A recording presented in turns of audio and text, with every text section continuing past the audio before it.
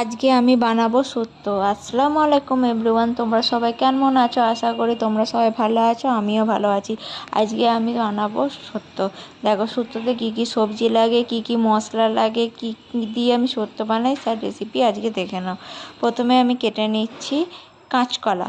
প্রথমে আমি কাঁচকলাগুলোকে ভালো করে ছিলে নিয়ে ছোট ছোট টুকরো করে নিয়ে পানিতে আমি ভিজিয়ে দিচ্ছি। কাঁচকলা এমনি কেটে রাখলে একটু কালো টাইপের হয়ে যায়, সেই জন্য আমি ধুয়ে নিয়ে থালার মধ্যে তুলে নিলাম। এবার আমি কেটে নেবো গাজর।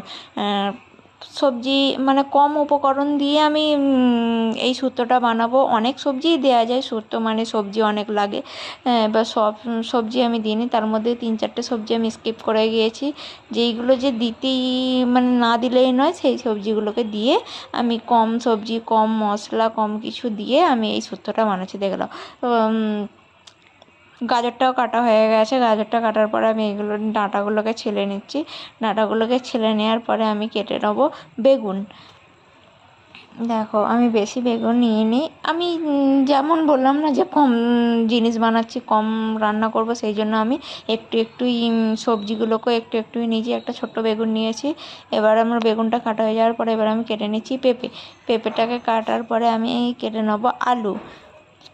দেখো সব সবজিগুলোকেই কিন্তু আমি প্রথমে কেটে নিচ্ছি। কেটে নিয়ে আমি ধুয়ে ধুয়ে থালার মধ্যে রেখে দিচ্ছি।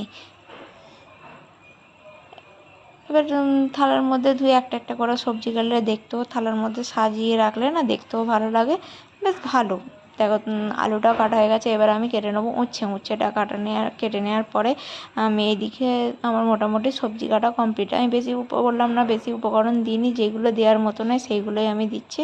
দেখো ওইদিকে আমার সবজি কাটা হয়ে গেছে। এইদিকে আমি মিক্সচারে সর্ষে আর পোস্তটা বেটে নেওয়ার জন্য প্রথমে নিয়ে নিচ্ছি আদা, তারপর নিয়ে নিচ্ছি কিছুটা নারকেল কুচি আর সর্ষে পোস্ত। 2 চামচ সর্ষে নিয়েছি আর মানে 2 চামচের মতনই একটু পোস্ত নিয়ে নিয়েছি। এটাকে আমি একটু হালকা পানি দিয়ে এবার আমি মিক্সচারে বেটে নেব।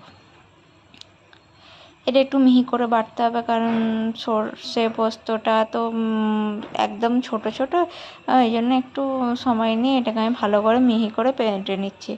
দেখো মোটামুটি আমার এটা সর্ষে পোস্তটা বাটা হয়ে গেছে। এবার আমি এদিকে গ্যাসেতে কড়া বসিয়ে দেবো।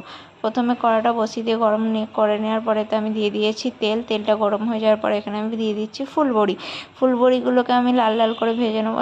ফুলবড়িগুলোকে কিন্তু লাল লাল করে ভাজতে হবে, বেশি কড়াও করবে না আর বেশি যে সাদা রাখবে সেরকম করা যাবে না। ফুলবড়িগুলোকে ভালো করে লাল লাল করে ভেজে নিতে হবে। এবার ফুলবড়িগুলোকে ভেজে নেওয়ার পরে ওই তেলেতেই আমি দিয়ে দিয়েছি আলুতে আমি একটু হলুদ একটু নুন দিয়ে দিয়েছি। একদম সাদা হয়ে গেলে তো খেতে অতটা মানে দেখে